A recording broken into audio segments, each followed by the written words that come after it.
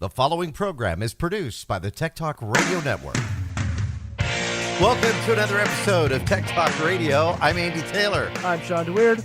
I'm Matt Jones. And I'm Justin Lemmy. All right, we are the show that talks about Computers, Technology, and the internet. But wait a second. Yeah, there's a new voice in here. Matt Jones.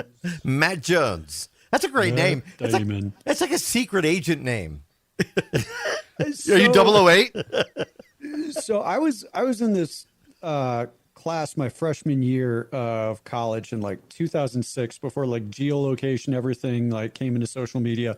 And I had a professor who goes, "Who doesn't think they have to hide their online activity?" And I'm the only person who raised my hand. And he goes, "Why not?" And I was like, "I'm a nondescript 5'10" white guy, and my name is Matt Jones in America."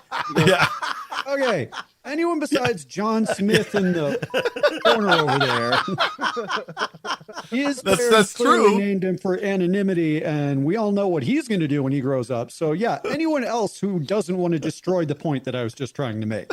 All right, Matt, we got to ask you, so what got you into technology? Probably when I was a kid, we had computer lab and everything, and I loved it. But when we got our first computer in the house, I definitely had a lot of fun playing with it. But what it really was when it died. Yeah. And my dad was in the Navy, and he had a buddy who was big into technology, and he brought a new computer into the house and got everything set up. And I was like, "What are we doing with the old one?" They were like, "We have no plans with it." And I just pulled out like a screwdriver, a power drill, and I broke that thing down into its very basics. There and you ever go. Since then, I was just like, "Nope, this is it for me." So that's the best way for the kids to learn, is to actually do it. That's why I like those kits. Have you guys ever seen those kits that they make for kids where they can build their own computer? It's Raspberry, but Raspberry Pis. Yeah. Yep. Yeah. Well, that's a great idea. There's another, not necessarily a computer per se, but like you guys all probably know Mark Rober on YouTube, famous engineer, used to work for NASA, built the Mars rover, and now he does a YouTube channel. Are you serious, Andy? You don't know who Mark Rober is? No, I don't. Oh, wow. Mark Rober is amazing. He's an amazing YouTuber. He does some amazing engineering videos on YouTube. I love his channel. He's the guy that did the glitter bomb.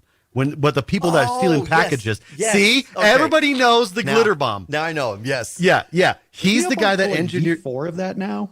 Oh, well, I think he did V4 and then he just stopped. He was like, "Look, we're done with the glitter bomb. We're going to move on to other things." But anyway, he has another company called Crunch Labs, and they provide a monthly subscription box where you can build some sort of a toy.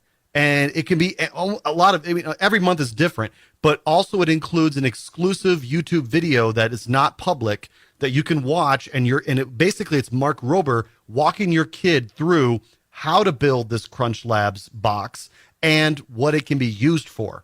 And so it teaches your kids engineering. It's strictly STEM. So if your kids are into STEM, science, technology, engineering, math, if you don't know, it's a great little thing. And I'm kind of thinking of getting that for Eric for Christmas. That's a good idea. I was going to ask you guys, because you have kids, Shawn, Justin. I'm not sure about Matt, but Well, he's got dogs. Dogs. Well, you can teach them. I mean, can you teach dogs STEM? I wonder. But I mean, you guys have kids. Would you entertain the idea of getting them into STEM as soon as you could? Absolutely. Yeah. 100%. I mean, it's seriously. the world of technology. That's the world we live in, right?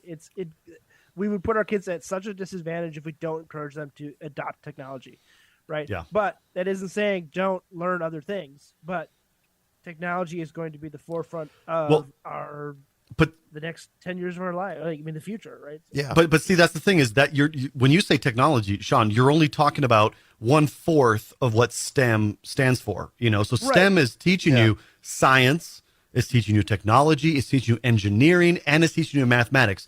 All 4 of those topics are extremely important in today's society. We don't necessarily need French or home economics, which I don't even think they teach that anymore, to be honest. But I don't. But they need STEM. I disagree. I'm with you on that one, Andy. I do disagree. I think that home ec wood shop, metal shop, things like that. I did that when I was in middle school, and I do so did think I. it's something that we need to continue. And it's kind of twofold. So when you're like, we don't need French, the place that I went to school, I want to say about 5 years ago, they actually adopted a change to the language requirement, could now include coding languages instead of just spoken language. Oh, now that's cool.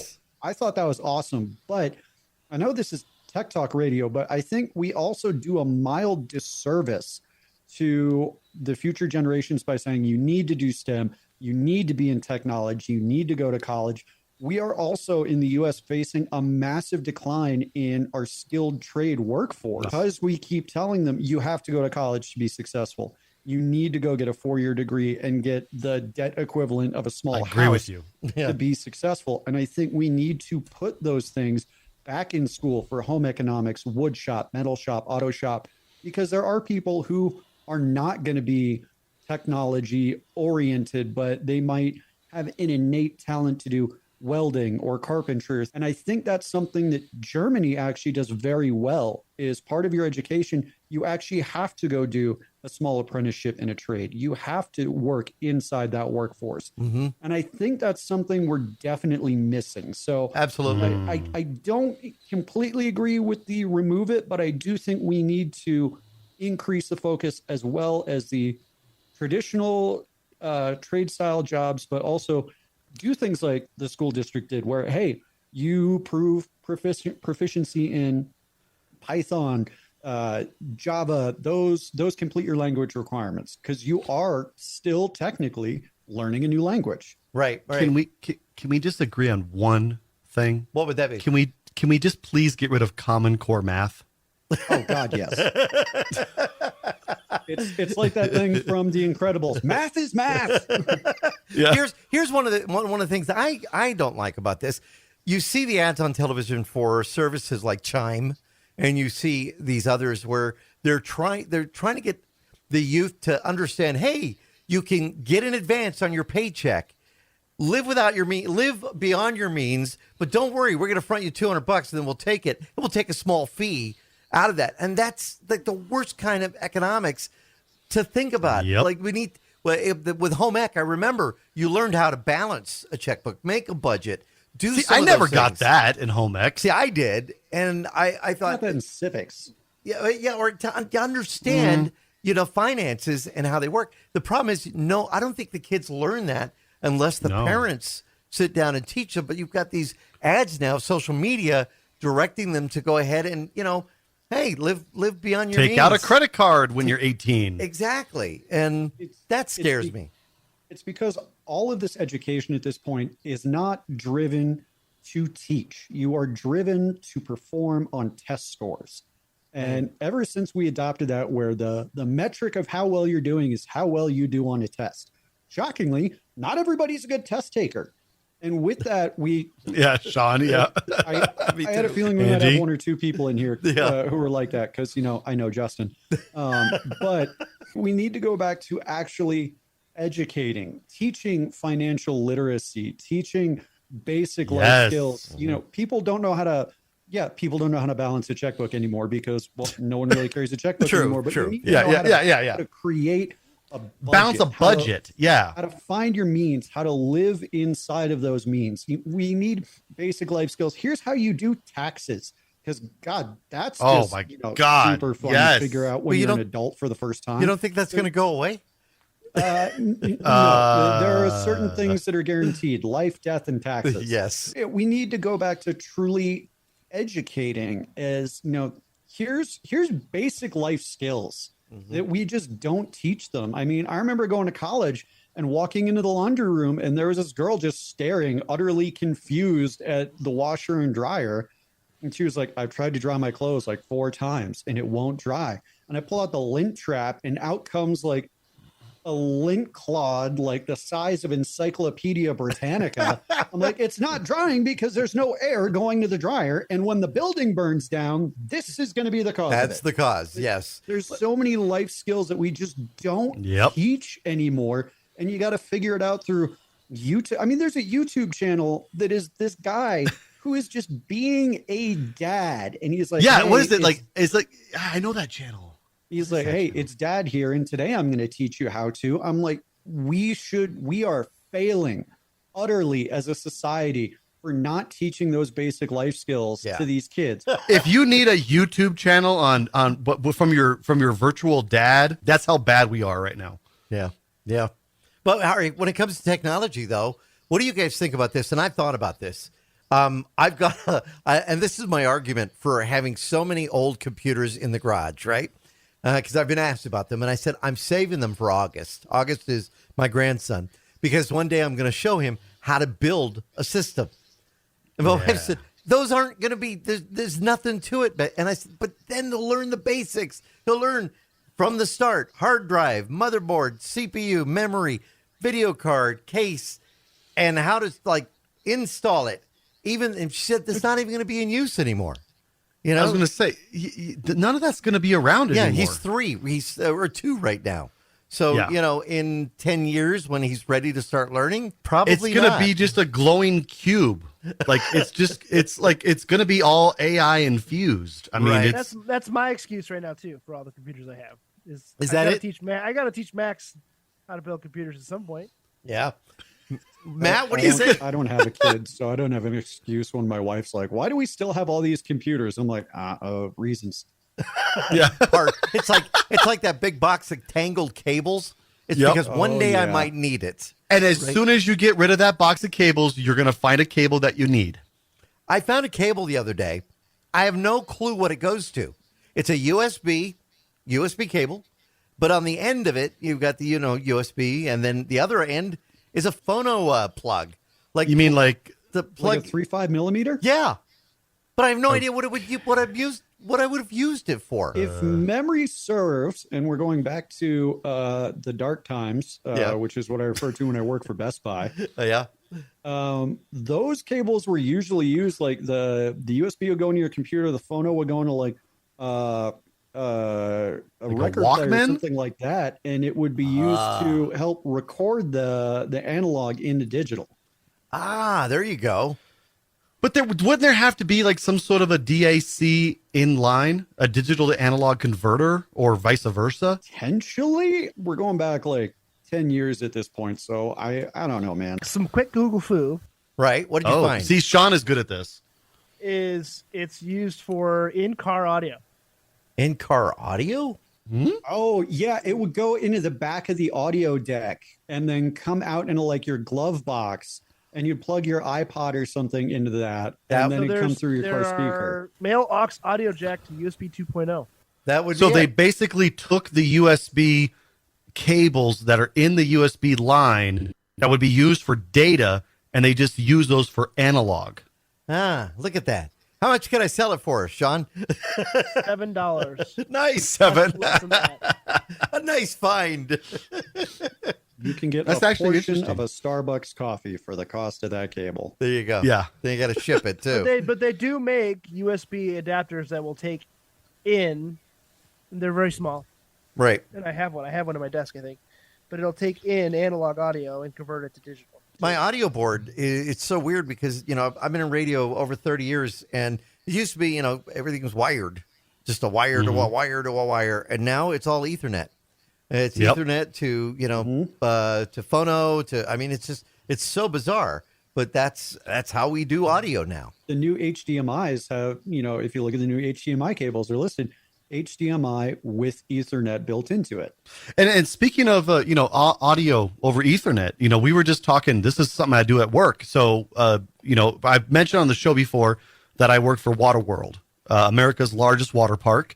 You always have to add the tag in there. Hey, because it's true.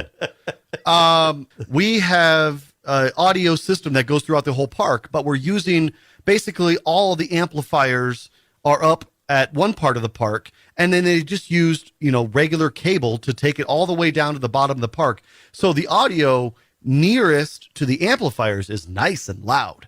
But when you get to the very bottom of the park, that audio is super faint and kind of raspy and staticky and everything because there's signal loss because you're taking it so far. So actually what we're doing now is this next season, we're going to be putting networked amplifiers in throughout the entire park. So we're going to be putting network drops, and then that network drop will then feed an amplifier with the data of the audio, and then that amplifier then turns it into analog and feeds it out to the local speakers nearest to the amplifier. That way we get a more concise sound throughout the entire park. What So yeah, system are you going back using to your, what system are you using? I have no don't know? idea. Yeah. I mean, I'm going to guess it's Dante. I've heard the word Dante come around. Yeah, so it might be. It might be. If it's audio over networking, it's either going to be Dante or Crestron. Those are going to be the two biggest AV vendors. I was going to say, please don't use Crestron. I've Yeah, worked with them before. We're not billionaires, first off. Does that mean I have to listen to your voice in crystal clear audio everywhere across the park? I'm never going back. Yep. More and more companies are using this kind of thing now to kind of send their audio. I remember Disneyland was all wired.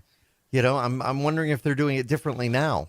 Oh, I'm sure they probably are. I mean, you're talking about Disney. I mean, Disney is always at the top of their game. I got a buddy, he specializes in AV work. He started, he was a sound engineer major at Virginia Tech, and his first real big job was at one of the mega churches back on the East Coast, McLean Bible. Right. And I mean, they had satellite campuses all over the place, and he and I would be talking, and all of a sudden he'd be like, yeah, and then we ran the Ethernet cable and did this, that, and the other. And I'm like, it's wild that audio is now having that. AV is having that conjunction with, general IT, to where he's reaching out, every now and then he'd be like, I got a networking question. I'm like, why do you have a networking question for like AV? And he'd send me a picture of his stack, and I was like, oh, no, nope, that is past me. Not I'm touching sorry. In the last 6 years at my job, I've learned more about networking than I did in the first 10 years of my career. Yeah. Because all of my work is going into the network. Well, yeah, video over network, Yeah. cloud. It's crazy. So video over network, that just mind boggles me, because again, you're doing like high quality video but it's all being done over a network connection, SRT, right? man. SRT is the future. I'm telling you right now. SRT. Wait, hold on. That begs the question. VoIP stands for voice over IP. Yep. What is video over IP then? That can't also be called VoIP, could it? AVIP. I don't know what there's video Or over IP? VIOIP? VoIP? These are the things we talk about, Matt. I'm like Googling it. I'm like, what is video over IP called? Video over IP. I mean, that makes sense, right? I mean, because you think everybody coined the term VoIP for voice over IP, but now it's like, well, no, you're talking about video over IP. Would it be and that's got me AVoIP? thinking. Audiovisual. Either AV/IP or AVOIP. Yeah, that's what I'm thinking. AVoIP. AVOIP. Okay. Yeah. AVoIP would be the term for that. Okay. So, all right. I don't know. This is not really correlating to this, but I do have a question for you. A couple of weeks ago, we had Tableau TV on the show, and we had one of the CEOs on talking about what they do, and I have had a chance to experience it, and I absolutely love it. The quality is amazing for what I've been able to get. My problem is I need a better antenna. Now, with the Tableau setup, I got an antenna, but then I thought, man, it's just not cutting it. I was getting about 72 channels, but I'm missing ABC. I'm missing NBC. I'm missing Fox, and I'm missing a few of the other local channels. Wait, with an antenna? With an antenna. So, okay. Have you rotated your antenna? I've got one of the flat wall antennas that can go onto the wall, and I've got the Turk powered antenna. So it's powered. I've had that same thing. I'm still just not getting Fox, which is what I want to get. So I have an idea behind that. So I had the same problem when I worked for Fox 31 here in Denver. I could get, if I had my antenna in my window, the same kind of thing that you're talking about, like a little flat, thin one, and I even had it plugged into an amplifier, like an actual coax amplifier. Yeah, that's what I've got. I did that, and I could not pick up, which one was it? I could not pick up ABC in town. Right. I could pick up all the other ones. And when I went and talked to the chief engineer at Fox 31, he goes, there's a very easy explanation behind this. He's like, Fox, CBS, NBC, they're all using vertical wave on the RF spectrum. So think about, for those of you who can't watch the video, think about how when you stick your car or your hand out the car window when you're driving down and you kind of tilt your hand up and down and your hand will move up and down, right? That's vertical wave. All right. Now rotate your hand 90 degrees. So you got kind of a knife hand. This is what ABC is using, horizontal waves. So if your antenna is oriented in a certain fashion, you're only going to pick up the vertical waves, which is what 90% of the TV broadcasting companies use is vertical wave. But there are some, due to licensing constraints or something else, that have to use horizontal polarization. And that's what ABC was doing. So when I would rotate my dish, my little antenna in my window, 90 degrees, all of a sudden I could pick up ABC no problem, but I couldn't pick up NBC, Fox, or CBS. So what I ended up having to do, which was super stupid, is I actually had to rotate my dish 45 degrees and like put tape on the window to keep the antenna in a 45-degree angle. So therefore I could pick up both Fox, CBS, and NBC and ABC. Well, I was wondering, I've seen these desktop antennas where you can put them on your desk. They're powered. I'm wondering if that would be a better solution than this one you stick on the wall that's got powered. I mean, it's again, it's all about the polarization of the RF frequency. Because I've seen them on Amazon for like $60, and they're saying they've got a 200-mile radius. But again, that's not going to make a difference, is that? It's not. No, it's not. No, there's a website out there. I want to say, and maybe Shawn, you can do your Google food because you're so fast at this. But it's like a TV tuner or TV antenna. I tried the FCC's website for DTV, and it really didn't tell me anything. During the break, I'll find it. But there's a website you can go to, and you can type in your area code or even your address, and it will show you a map of where your local TV stations transmitting towers are located, and then it will tell you where to aim your antenna perfect. For the best reception. Yeah. Yes, please find that. We'll take a break. We come back with more of Tech Talk Radio. I'm Andy Taylor. I'm Shawn DeWeird. I'm Matt Jones. And I'm Justin Lemmy. Find us on the web at techtalkradio.com. We'll be right back. And now, back to Tech Talk Radio. Hey, everybody out there in Radio Land. This is James Young from the rock band Styx. If you are technically challenged, if you got trouble with that computer of yours, because Lord knows I do, you need to listen to Tech Talk Radio. So before we jump to something else, something that I was thinking about as we were talking about, horizontal versus vertical waves. I know, when I had my first antenna, it was rabbit ears, two little telescoping things that you plug in. Depending on the way the wind was blowing, you had to adjust, I can't see Smallville. Tom Wellington's too fuzzy for me to tell what Superman's doing. But I know they've gone to like the panel style that's got a fractal design inside of it. But for most of that, it's just a 2D fractal. I guess it's going to pick things up better. But I'm really curious to see if with horizontal and vertical being in play and the evolution of manufacturing and micronization of technology, I'd love to see if they're now doing like internal 3D fractals, which is going to vastly increase your reception surface area, but also if it's going to take care of that horizontal and vertical problem. There's one minor little thing though to that real quick. Is the introduction of ATSC3. You're now cramming what used to be in a particular RF band, maybe a .1, a .2, and a .3, right? Those are like the channels. Like, for instance, if your channel was 7.1 was your primary, 7.2 was a secondary, used to maybe carry Me TV, 7.3 would carry like Comet TV or whatever, right? That fit into the standard spectrum. Now you're talking about ATSC3, which is now taking .1, .2, and .3 and expanding it to .1 to .25. And you're fitting all those extra channels into that tiny little space using a different modulation algorithm. How is that going to affect your reception? Because now it's going to have to be even more precise, wouldn't it? Wow. Yeah, it's going to be interesting, but getting back to the fractal side of it, right? It's just you have all these crazy designs for fractal antennas, and it's just a mix of different patterns and designs to help grab those radio waves and reflect them back into each other. So you're picking them up on their main frequency and then their harmonics. Either it's polarized harmonic or it's normal harmonic. There's a lot of fractal antennas in ham radio. because Yes. it's easier to do fractal antennas with HF bands because the wavelengths are bigger. checks. But it looks like they are miniaturizing it, right? It's just based on my quick Google food. There are some DIYs for HDTV fractal antennas, and it kind of looks like bow ties. Yeah, bow tie I've antennas seen those. Yeah. and star shapes and some other weird looking shapes, just using copper. So it'd be interesting to see what somebody with a 3D modeler that could 3D model in metal could do, or a CNC. I kind of machine. wonder. I remember growing up, in Orange County, California, and we had the old style roof antenna.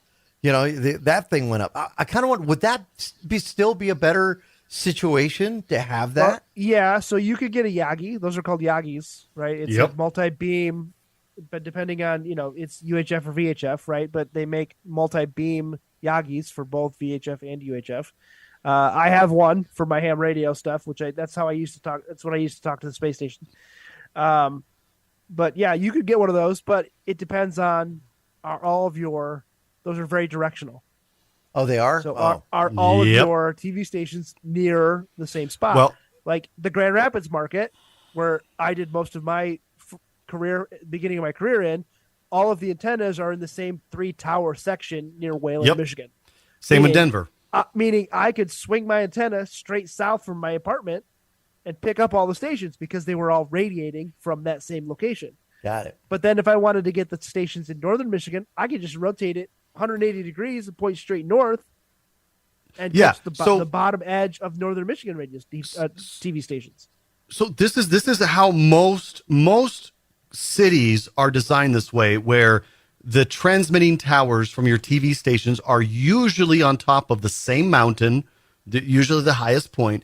But then when you get into things like Los Angeles, New York, Chicago, that's when you're going to have TV stations coming from every different direction, because you have so many different places you can place a transmitting tower. Right. I remember when On TV came to California, that changed the game. And we went from an antenna to suddenly you had something that came into your house and you were able to pick it up, and you had this long string for your remote and the long cord, and that's how you change the channel. I mean, it was amazing. And I know we've talked about this before, right? And we talked about the reduction of AM radios in cars, right? We talked about this a handful of months ago.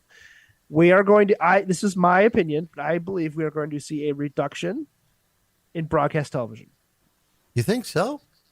Wow. I completely agree with Shawn on that. Really? one. As the broadband internet spectrum grows and grows and grows and grows, and the FCC gives more of the radio wave bandwidths to cell phone manufacturers, there's going to be a desire to squeeze out those bandwidths that TV stations are using.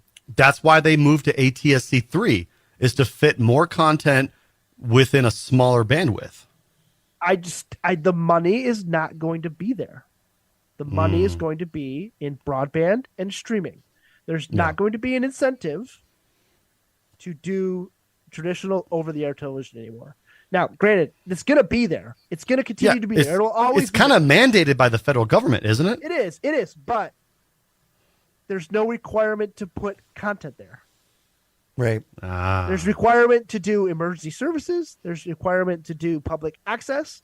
There's no requirement from NBC, CBS, ABC to actually put content on the air. So are you saying that our local Fox station could eventually just lose its Fox license, and therefore they could not show any more Fox content? I'm just giving Fox as an example. They could not show any more Fox content. So basically now they're just down to public access, basically. Okay, let me put it local into a news. little bit. You might be able to understand this a little bit more in terms of relativity to location. KUSI. Yeah, They're just a normal news station that has no affiliate, that's true. but they do news KUSI programs. is out of San Diego. Yeah. San Diego, it's a San Diego station. Right. There are a lot of other stations that are like that, right?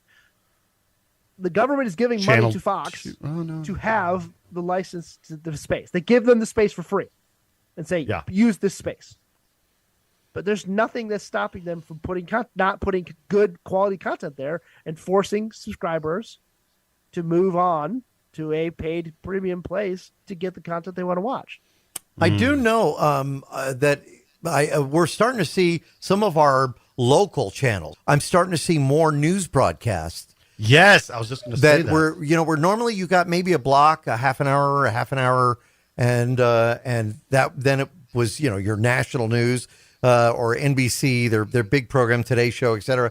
But you're starting to see now they're extending that. We have like for KOLD, which starts early, 4:30 in the morning, and will go on. And now they've bumped one show and they've added an hour news block there. Yep. The reason why, and some people have asked, is they're providing for the community, but also that's where they make their money. They're making their ad dollars, and they're not having to. I mean, other than having to pay for the talent and to be a part of that, that's it. And they can recycle that news.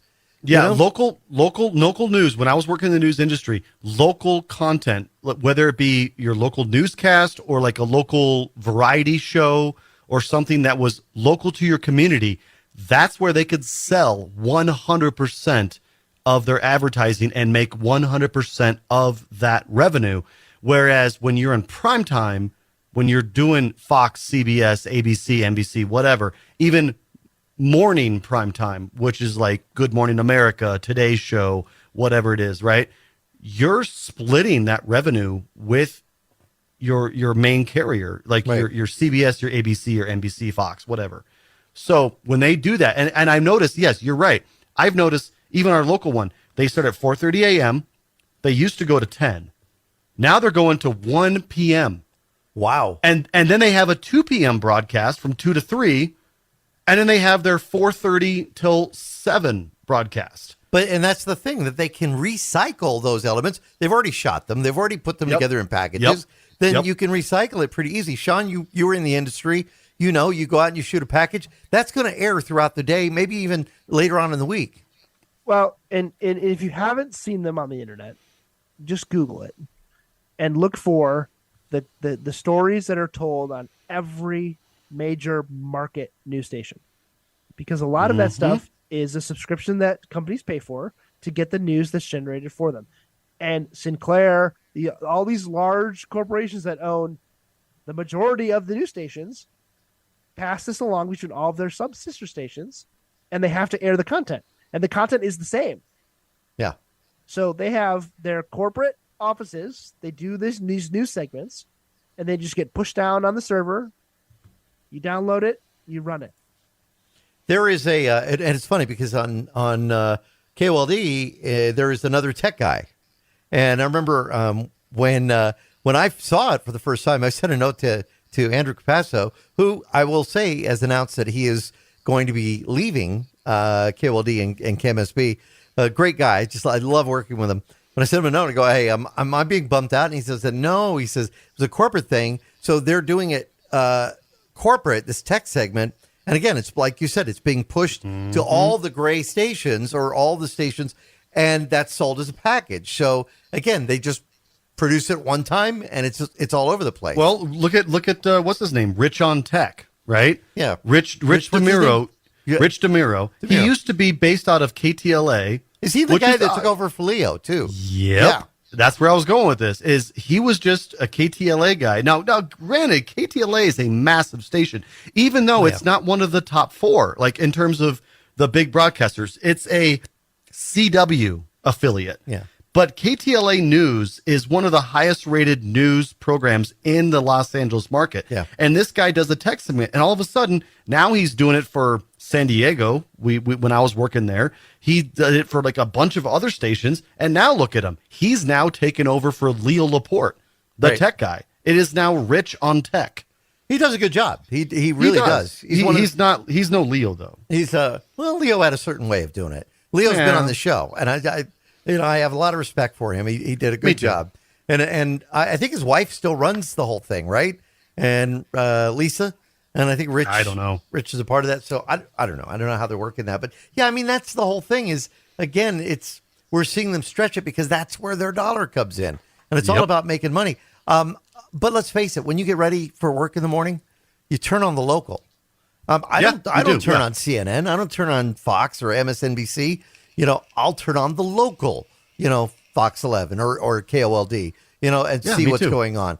And I think that's the habits for most people. They want to know what's happening right there in their community. Well, I mean, weather is a big draw. Weather is a big draw to local news because people are looking at what their weather is going to be like for their day or their week or whatever it is, and that's what they want to see. So when you tune into the morning news, there's a reason why they have weather check-ins every 10 minutes or 10 to 15 minutes. Yeah. It's because that's what the normal person's news cycle is. They've got 10 or 15 minutes while they get their coffee and their breakfast, get the kids out the door, and get ready for work. That's how much time they've got. So they want to hear the latest news and then the weather. That's it. Yeah. That's why what was it, Matt? And I was going to say, and it's interesting that you make the point of like local versus national, because I'm a cord cutter. I don't have broadcast TV in my house anymore. I haven't in 10 years or so. But if I want to wake up, I can wake up, and I'm not actually going to say the company name, but it rhymes with Lugal, because like 8 devices will go off in my office if I do. But if I say, okay, Lugal, good morning, it'll tell me the weather, my itinerary, and then like the top 5 news stories of the day. But it's all national or global news. I don't get any of that local information unless I find some way to dial into a local news source. Yep. It'll give me my traffic update, but that's from Google Maps. I don't have somebody, hey, this is Johnny from the helicopter taking a look, and we see a jackknife trailer on I-25. Looks like the driver's slowly climbing out of the cab. Doesn't it make there was a heartless voice that's like, your drive will take 15 minutes. So there was a big push for a while where you could tie in local news stations to Alexa's, Google's, or whatever. So you could say, hey, give me my local news from Fox, and it would actually read and scrape the information from the local news stations and give it to you as if you were getting your local news instead. Right. But Google stripped those APIs away because then that kind of just crumbled because it was ad revenue that was being taken away from other places. Yep. Does it make you wonder, though, is that an opportunity for a broadcaster that wants to do their own for their local market? I mean, I get in. That's why I think radio has missed the mark in some big radio conglomeration corporations, and I've worked for them, or I've worked for one of the big guys, and they don't want time checks, they don't want weather, they don't want this, and the problem is, I get in my car. If I can tune to the local station and I get a DJ that's sitting in that studio that can tell me, just like they do here at this station, but can tell me the weather, what's going on their local roads, what time it is, I appreciate that. That's what I want. I want that's the information I want. And there's only one station in Denver that does that right now. Everything else is tracked. There's a British guy that does the show. I swear to God, when I listen to this guy from England, he's tracking it from England. I swear to God, when I listen to this, I'm thinking, I'm thinking, hold on, is this guy doing BB1 or what is it? BBC One, BBC One, Radio One out of England, like. What the heck, dude? I mean, I'm listening in Denver, Colorado, and this guy's like, oh, yeah. Well, you know what? I'm not even going to do it. I can't do a British accent. Yeah. I can't. But this guy's like straight up British. Like, wait, hold on. What am I listening to? Whatever happened to Rick Lewis? Is he still in Denver? Oh, Rick Lewis. Yeah, Rick Lewis and, Lewis and Floorwax. No, Rick Lewis, and now it's Dave Logan. They do an afternoon show. And then they're also, the two of them are the voice of the Broncos. So Rick Lewis does the color commentary, and then Dave Logan does the play-by-play on the radio. Yeah, I remember when it was Lewis and Floorwax. They were hilarious. And Rick did some time in Orange County when I lived out there and was great. So, good stuff. Rick Lewis still does it, yep. All right, got to take a quick break. Come back. More of Tech Talk Radio. We've got a little challenge coming up a little later on. We're going to see who is the sharpest at coming up the fastest with the anagrams. Is that what you call them? Anagrams? Anagrams, yeah. Yeah. Yeah. What acronyms. Acronyms. There we go. Anagram is something you send to your cousin Anna. All right. Yeah. I'm Andy Taylor. I'm Shawn DeWeird. I'm Matt Jones. And I'm Justin Lemmy. You can find us on Facebook at facebook.com/Tech Talkers. Send us a message. Thanks. Or an anagram. Now, back to Tech Talk Radio. So it's not a drone, which you'd be surprised by. 'Cause Not they a announce drone. Like, All right. they announce drones like once a week. All right. Yeah. It's the DJI Pocket Osmo. All right. So, So what is that? What is it? It's not a drone. Ooh, but I have one of those. Something you have a Pocket Osmo? So Yes. it is a palm-sized camera that is 3-axis stabilized, and it's made by DJI. And you pair it with your phone, and you can record clips, and it's incredible. So it's been great, right? They first announced the Osmo back, I want to say 2010, 2011. You paired it to your phone. It was this big, bulky thing. It worked out great. It worked out great, but it was big and bulky. Then they announced the Pocket Osmo. Form factor, very small, but it only had, I think, a 1 1/3 inch sensor, very tiny sensor in it. But it actually comes with a camera. Comes with the camera on it. Yep, it comes Yeah. with the camera. It's a gimbal. You can joystick control, pan, tilt, all the whole thing. Then they announced the 2, which had a larger sensor. That's what I have. Better low light performance with their hyper smoothing or whatever they call it. I don't remember between GoPro and them. I can never keep those two straight. They announced a couple weeks ago. They announced their Pocket 3, and the biggest jump was they went to a 1-inch sensor, which is huge. It's a big sensor. It's huge for a number of reasons. Right, the sensor is actually physically big. For a 1-inch sensor to be crammed into a pocket-sized camera allows you to get really great low light performance, and a good pixel density, which I'd have to look up the actual pixel density on this. I don't see it off the top of my head. But it's for those people that don't want to take their DSLR with them to get stabilized footage on trips. You know, if you have a DSLR, you handhold it, you're not going to get nice, smooth footage. But you can pack this in your bag. You can pull it out, get your nice, crispy, smooth footage, and it's relatively inexpensive for about $499, I think, is for the Pocket 3. Oh, wow. But- yeah. So just their DJI is known for their 3-axis stabilization, right? They have that's the Ronin. what they're They have known the for. Yeah, Ronin. definitely. They've got a couple other stabilization systems that they have for their broadcast level stuff, but $399 on Amazon is what I see right now. Now you So said $399 or $499?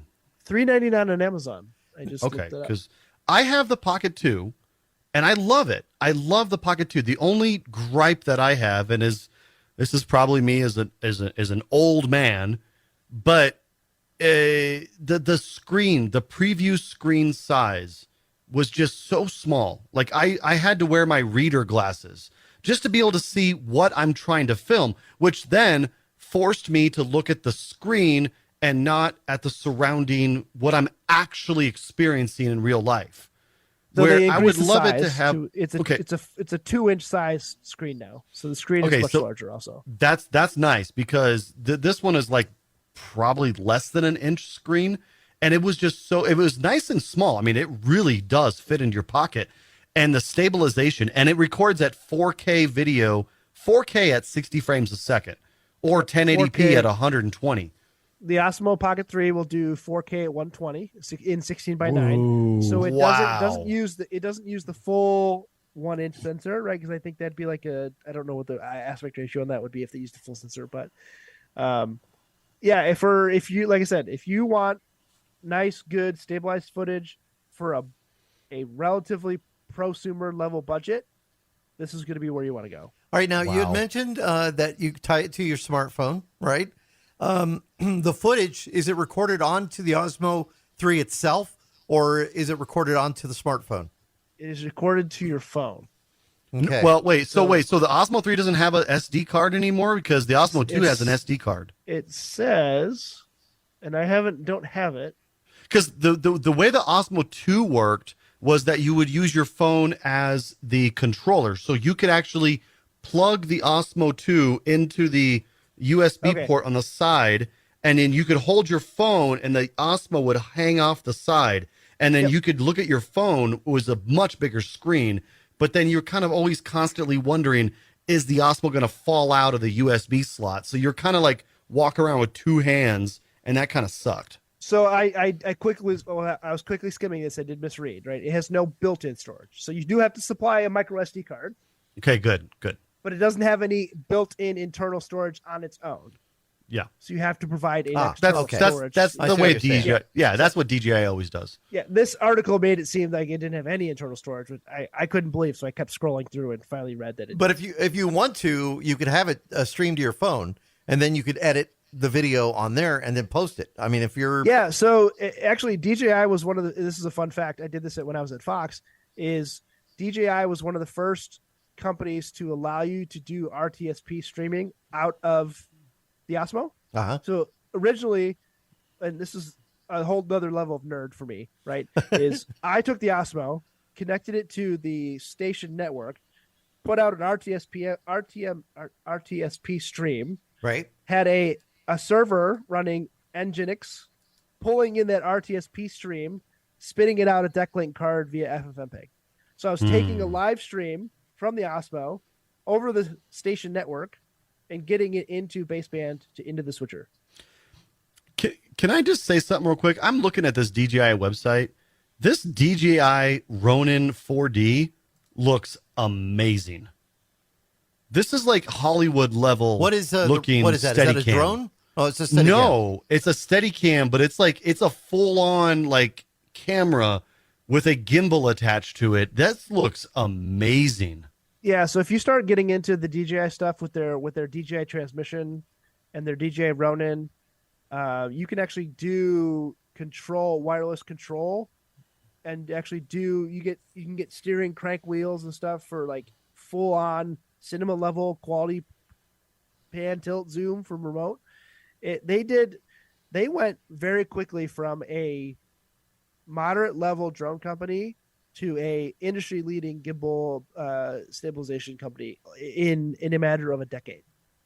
And it's kind of crazy how they just shot up so fast. And I want one of these. They've so been able bad. to keep the competition away. You think about how competitive that got, just 6 years ago. GoPro, some of those other companies, they were able to really kind of fend themselves off because GoPro got into the drone cameras as well. And, it failed miserably Yeah. is what happened. Yeah. And it's funny because I like to bring this up every time because if I told you that GoPro made a drone, you wouldn't believe me. I Yeah. remember Right? it. And people listening on the radio are going to be like, GoPro makes a drone? We were at Well, they don't. They did. CES, right? Justin, you were at CES. Yep. Remember that? Yeah. And GoPro had it locked in.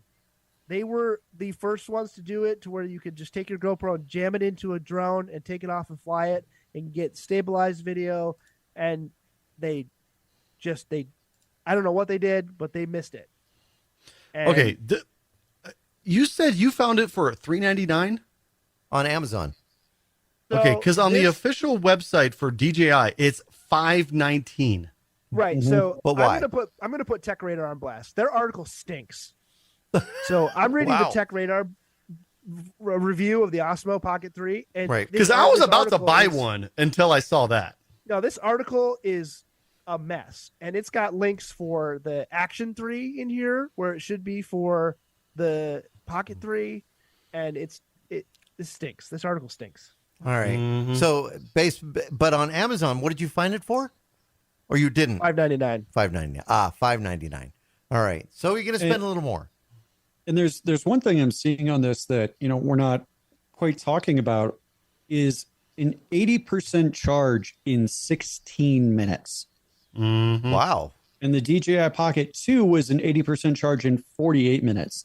For as much as we use the technology and everything, the worst thing you can imagine is the dreaded low battery, or you took a trip and you were out later than you thought. You get back, you forget to plug it in. You wake up in the morning and you're like, crap, now I'm stuck here for like an hour, or I got to plug it into some external battery that's, I got a cable coming out of my pocket. A 16-minute charge to 80%, that's ridiculous. Yeah, that is really And How good. hot does it get? Yeah. Yeah, right? That Keep is yourself actually warm in the Arctic North. a really good idea. All right. So we're going to take another quick break. We come back. Somebody here on the show is going to win themselves something. And we're going to see. A Pocket Osmo 3? No. No. But we'll tell you about that when we come back with more of Tech Talk Radio. I'm Andy Taylor. I'm Shawn DeWeird. I'm Matt Jones. And I'm Justin. Send us a tweet, an X at Tech Talk Radio. Don't We'll be send right me back. your ex, please. Don't look at the X. And now, back to Tech Talk Radio. So we decided something we haven't done in a long time. Normally, we'll do like a website of the week or product of the week. I think our product of the week would probably be the DJI Pocket 3, the Osmo. Totally. And now everybody wants one. So, but we're gonna give away something very cool: bone conduction headset from Mojawa, which is very cool. You can wear it underwater. You can wear it while you're working out. It doesn't go in your ears, so you can hear the open air sound around there. It has the charger with it and all the whole bit. So what we're playing today, guys, is what's the anagram? What was it called again? No, acronym. What's the acronym?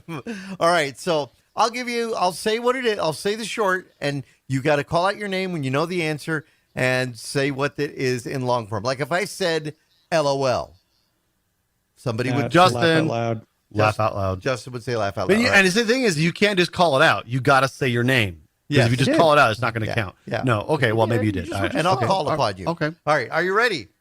Here we Yes. go. The first one, IJBOL. IJBOL.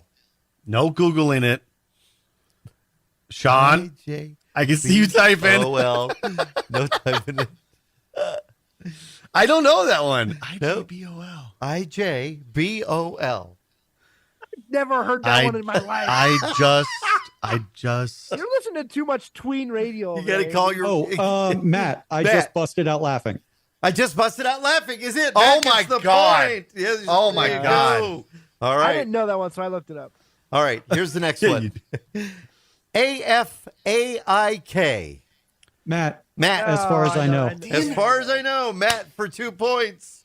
Here we Thanks for go. coming back on the show. Next one. CBTM. CB. I thought these were TM. tech terms. Yeah, I was waiting for tech terms. Yeah, That's no. why I was like, Yeah, you're I getting know the what terms. Your anagrams things. acronyms. Thank you. CBTM. I don't even. No, he's looking up at his phone, so he can't. Like, Come on, guys. I don't know. Did we pass on that one? I'll give you the first letter. Google C. doesn't even know what it is. C is could. Could CBTM. Could this be me? Nope. could CBT? I have no idea. Dude. All right, we'll pass on this one. The answer was could be the move. All right, here we go. Got to be fast on this one. FWIW. Matt, For what what? it's worth. Matt. Dang it! Matt, what is it? For what it's worth. For what it's worth. Matt for 3. Here we go. And the next one, MYOB. Matt, make your own beer? No, Matt. Oh, that's a lose negative point.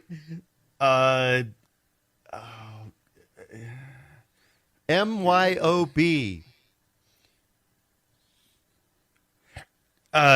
Justin, move your own body. Justin, you are -1. Dang it! Shawn? I'm not even going to answer because I don't want to minus points. Well, the Okay. answer was mind your own business. Oh my God! All right, let me tally up the God. points here. See, we got Shawn with a 0, Justin with a -1, Matt with a 2. Matt is our winner today. Matt,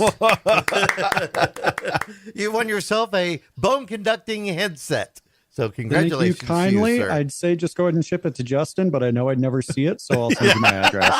Perfect. All right, that wraps up this week's Tech Talk Radio. I'm Andy Taylor. I'm Shawn DeWeird. I'm Matt Jones. And I'm Justin Lemmy. Thank you so much for joining us. Have yourselves a great week. Find us on the web at techtalkradio.com. Have yourselves a great week.